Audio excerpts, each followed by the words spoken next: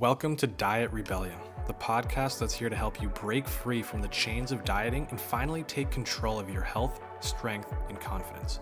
I'm Joe Hoye, your host and the founder of Diet Detox.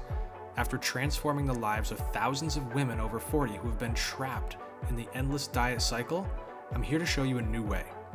One that focuses on eating for your body's needs, restoring your metabolism, and rebuilding your strength for life.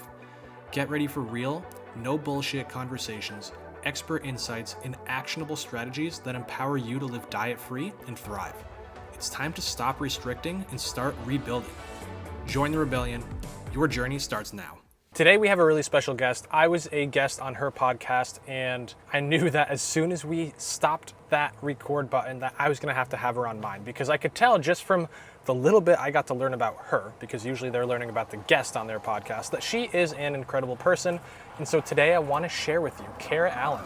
She is a former tomgirl turned celebrity style goddess, known for her mission to elevate lives one wardrobe at a time. With a unique ability to leave a little sparkle wherever she goes, Kara is dedicated to transforming her clients' personal style and confidence. Emphasizing the importance of self-expression and individuality, she combines her expertise in fashion with a deep sense of spirituality, proclaiming that God is always Bay. And Bay stands for before anyone else. Everybody hang in tight another couple seconds and I'm going to introduce to you the amazing Kara Allan. Kara Allan, welcome to Menopause from a Man. Today we're going to talk about some stuff we've never talked about on this show. So thanks for breaking the barrier and I'm ready to learn. How are you? I'm great. How are you? Doing good, thanks.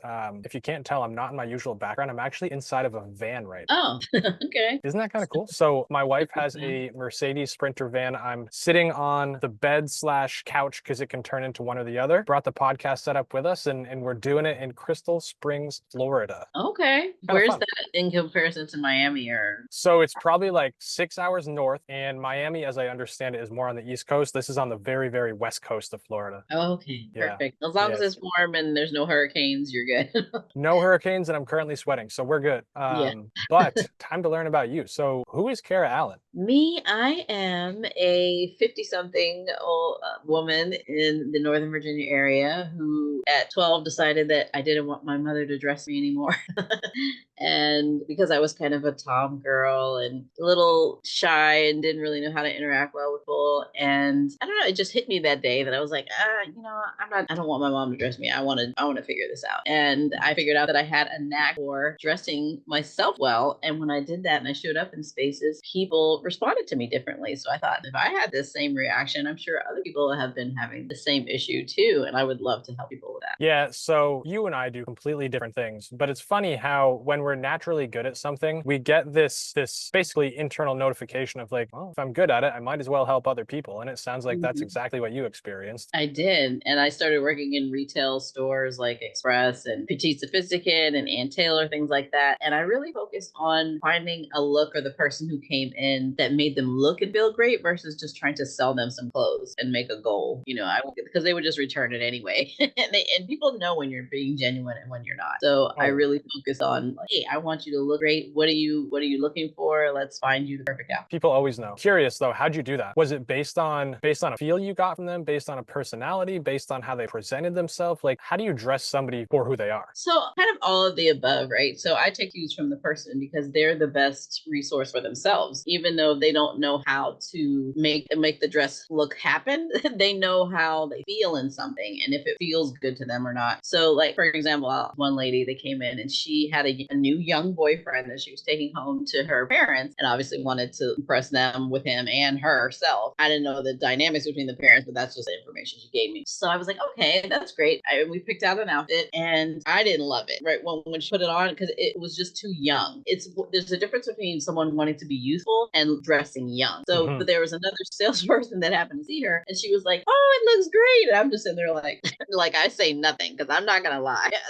My face tells the story of my mouth. Yeah. But so then she felt it because when the lady walked away, she's like, what do you really think? And I said, I think we can find you something better. And we did. We found her the perfect outfit. She was so happy with it. And she went on her way, feeling great about how she was going to look at this event that was important to her. So that's how I feel like, you have to get to know at least some surface things. We kind of get into the deepness of it later. But like, how do you want to present yourself? How do you want to feel? what do you want people to know about you without you saying anything when you walk into a room? Like your image carries energy and vibes. And it's not just about putting clothes on you and making you a mannequin. You're a living, breathing person who is experiencing things, and your life is the expression. Well, your image is the expression of that life. Yeah, I couldn't agree more. And there is a big difference on how you feel. Like if I Mm-hmm. walk in somewhere, I got my favorite shorts on. Maybe I just got a new shirt, which actually just happened the other day. And so I'm proud, I'm happy to put that shirt on. Mm-hmm. I'm gonna be way more outgoing. I'm gonna show up as a better version of myself versus if I show Mm-hmm. up in like gym clothes from 2 hours ago that are a little bit stinky and I'm thinking about that, that's what's gonna be in my head. Yeah. So I completely agree. But what I'm curious about is how would you define the difference of how this lady was dressed before and then after when you said, I don't know what you said exactly. Maybe she looked young versus youthful. What was the difference there? Mhm. Well,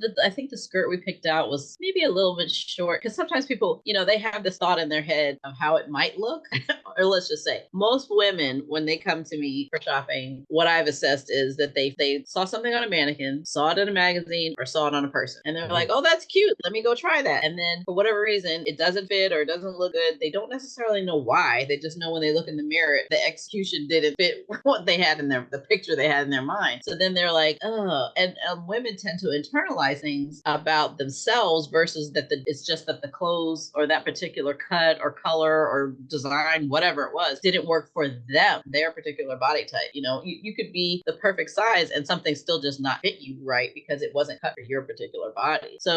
But that's just what women do. It's like, that's the difference between us and a man. A man will go, these pants don't fit. Find me another pair. Like they don't internalize it like I need to lose 20 pounds. They're just like, there's something wrong with these pants. Go fix them. Give me another pair.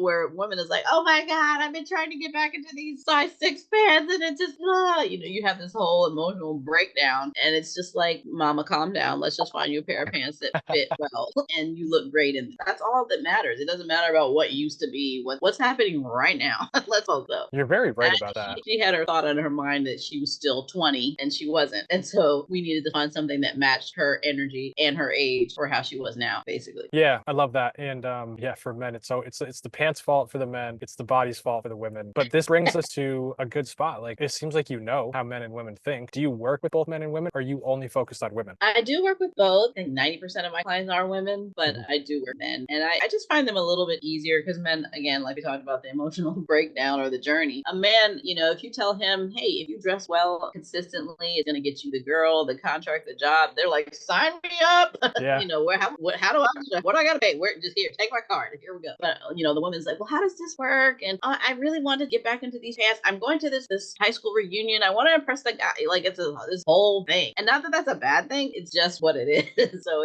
you have to take a little bit more time to walk them through it versus the guy's just like, here, A to B. Where are we going? What do we do next? Yeah, it sounds like your job for a man is really the style aspect. It's like, hey, you're just going to go put these on. That's what you're going to do. Maybe for a woman, it's definitely the style aspect, but it's also maybe overcoming some mental barriers. Yeah, emotional more. Okay. They could be attached to this particular clothing because they got engaged in it, or they met their boyfriend in it, or whatever. I don't know. Or they got their master's degree. Whatever. Normally, most of it has to do with how they felt in this particular clothing when they could fit it, like how they felt about themselves. Before baby, after baby, or weight gain, or God forbid they had cancer or something else happen. There's a lot more stuff that affects women emotionally than it does men. Sure. And so I think this is our route right now because this is where we're really gonna help people today. So what are the 3 most common barriers you see, and how can we help the listeners get over them so that they can actually go shopping and like what they see when they look in the mirror in those clothes? Well, part of it is getting clarity, right? Like, what has been working for you? That's where we kind of start is like, what store or designer or type of clothing had you been picking that worked well for you? And then when you put it on, you just knew you could walk into any room, get the job, have a great date, whatever it is. And we need that clarity as to where was the last time you were having fun when you were getting dressed, when it wasn't a burden for you. We don't want that. We want it to be fun and light, and you put your clothes on and forget about them. That's the goal. So we start there. Like, where was the last time? What were you doing? Where were you buying? What colors were you wearing? What accessories? And then also, like, where have you traveled? What food do you like? All these things kind of influence the energy of what you're putting on and why you're doing that. And because inherently, a lot of people know they have that understanding. They just don't know how to execute it. They don't know how to put it into clothing how to select clothing that reflect that thought or that taste or that experience. So getting clarity on that. That's where it's a collaboration between the two of us, because I'm asking you questions that are going to get you thinking about those things of like, I never thought of that related to, my favorite Italian dish or my Italian vacation is why I like, this particular ocean, or why I travel here, or why I wear this shade of blue, or whatever. So it's an intricate process, but it's simple in the sense of just you telling me your story in a sense. I love that. So just getting people to open up is a lot of it, Which can be hard. Well, that's what the questionnaire is for, and I give it to them so they can do that on their own. And it's not like it's an inquisition. I'm not like drilling you. You have time on your own to sit down and have a little glass of champagne or something. And while you're going through, it's like most people, after they get the questionnaire back to me, they're like, man, that was kind of intense. I didn't even think about half of this stuff. But that's what it's meant to do. Like, what's your favorite superhero? What's your favorite movie? All these things have play into who you are as a person and what you enjoy and how you want to live your life. I love it. And this is an interesting conversation to me because, I mean, you know what I do. I do one-on-one coaching for women over 40, and not all the time, but sometimes I'll have women tell me, because like inside of my captions or something, I'll write, if you work with us, you are going to start to love how you look, love how you feel, all these things. And I'll have women push back on that and be like, look, I really don't care about how I look. I really don't care about how I feel. I just want to be healthy. And I'm like, look, I think that's noble to want to be healthy, but there's nothing wrong with wanting to look good and feel good. Because when you look good and feel good, you're going to be more confident. You're going to love yourself more. Like, I just wish that they would admit it, because I know that I like when I feel good. And I'm sure you do too. And all the women you work with. I feel like we've been conditioned as women to, I guess, to get it done. Like, we got to be efficient. We got to because we have so much to do, right? Especially if you're a mom. Even if you're not a mom, you're taking care of somebody. So it's like, we got to get home. We got to make the dinner. We got to do this. And feeling good in that kind of gets lost. It's like, it's what I got to do, not like I want to feel good while I'm doing it. That's becomes the priority, just getting stuff done. And it's like, if mama's not happy, nobody's happy, ma'am. Like, you got to have that thought of like, let me take care of my emotional self and what makes me smile and brings me joy every day too. Or else, what are you doing? Like, why are you even getting up in the morning and doing it? Like, that's why I think women are so just overworked and overdrawn and just, feeling and looking older than they should be, because they're not taking that time for themselves, because we've been taught, take care of everything else first. You gave up the luxury of taking care of you when you had kids and you had a husband and you got this and you got that and you got a job, you got a business. Like, everybody else gets the priority. But it's self-love and self-care to give yourself that care first. Put your own oxygen mask on first before you start. You can't help anybody if you're dead or you can't breathe. That's not gonna work. You know what I mean? Yeah, I mean, you nailed it. That goes right back to what we talk about again every single day. I mean, gosh, we work with probably the most selfless group of people that's out there, right? Yeah. Moms. Women that are 40, 50, 60, they're usually moms. And so they're used to, like you just said, cleaning the house, working full time, taking care of their husband, taking care of the kids, doing everything for someone else except for them. But one of the top 5 things we say is you got to be selfish, because if you're selfish, you're actually going to be selfless. Because like you just said, Kara, when you start to show up for yourself, then when you show up for somebody else, you're in a much better version of yourself. You're happier, you got more energy, your cup is more full, so you can pour into others more. Exactly. Can't give nobody from nothing from an empty cup. No, it's not going to pour much. My question to you is, because right now I think a lot of our listeners are in a place where unfortunately they don't love their body, and when they look in the reflection they don't like what they see. Where does style come into this, right? Because I think that many women that I talk to are thinking, you know what, I like this, but I'm going to pause it and I'm going to listen to it when I get to my goal body, because that's when I deserve to have that nice style. That's when I can buy those clothes again. Is that the right train of thought, or where do you go with this? My thought is, okay, of course, you're not going to necessarily go out and splurge on a brand new wardrobe when you're not happy with where you're at, but you still have to wear clothes every single day. You might as well wear things that you love and that you feel good in, because that's going to give you the inspiration to keep going and get to where you need to go. Because if you're still wearing stuff that doesn't fit, that was when you were smaller, now that you gained weight, you're not going to feel comfortable in it. You're just going to hate life. At least that's how I feel when I, started going through my perimenopause and all that stuff. It's just 5 pounds showed up out of nowhere. And it's like, that's a dress size for me, because I'm like 4'11". So I was like, man, this is not lifing well. So I had to go find find other clothes that I really loved. And when I show up in that embodiment, then that is what shines through, not somebody going, oh, she looks like she's put on 5 pounds. No, she looks great because she's happy and she's enjoying life. You know what I mean? Nobody's really, they might notice it, but they don't focus on that because your energy is, you're just a mirror for everybody else, is a mirror for you. Let's just say. So if you're not feeling great about yourself, then everybody else feels that around you. Like something's off there. And it shows up on you. It starts aging you when you're not happy and you're not feeling great and you're just ruminating on how fluffy you are and like, oh, I hate this. I hate, like, you're just feeding yourself more of that negative energy. And you got to learn how to just let that go. Let's embrace where we are right now. My body's still healthy in the sense that I'm breathing, I'm alive, I'm here, I can walk, I can go to the bathroom by myself, hopefully with no having to have oxygen or assistance or anything like that. Let's be grateful about that. Let's be grateful about where we are, and then we can start to move in the direction of where we want to go. But you got to embrace where you're at, and you don't have to like, oh, I love being fluffy at 50 pounds overweight. You don't have to go that far, but you just have to be like, you know what? I'm still fabulous. I haven't changed as a person. I haven't changed. I'm still who I am. So, but I want to show up in the best version of myself that I can at this where I'm at. Gotta start where you are. You can't. Let's not ruminate on what it was 20 years ago because we ain't going back there. There's no reverse. We can only go forward. Okay, you can't stay where you are. It's just not gonna work. This is so much deeper than style, isn't it? It very much is. It's really about embodying love for yourself, and you have to, you have to embrace where you are. That's the only way to move forward. Yeah, I love that. So you said that, I believe you said to me on your podcast that you are a celebrity stylist. Is that right? Yeah. Yes. Give me the tea on that. Like, who have you worked with? Well, the biggest celebrity that I ever worked with, and I actually didn't dress him. The term is I groomed him.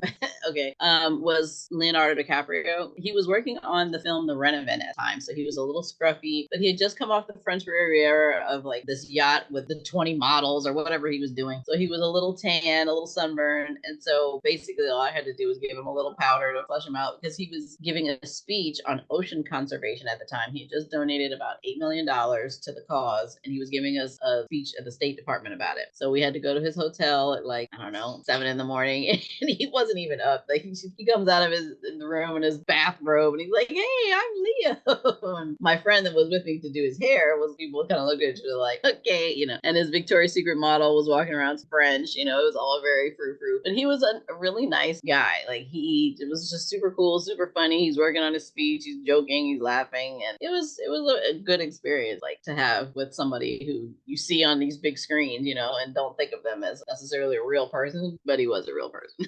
So, yeah. I always find that interesting when I meet people that I don't think I've ever met a movie star, but I've met people in my life that I really look up to, or it's just someone that, like you said, you put on a pedestal because you see them on TV. And it's so interesting when you meet them because it's like, it's just a reminder of, oh, they're just a human. Yeah. There's nothing more special about them than there is me.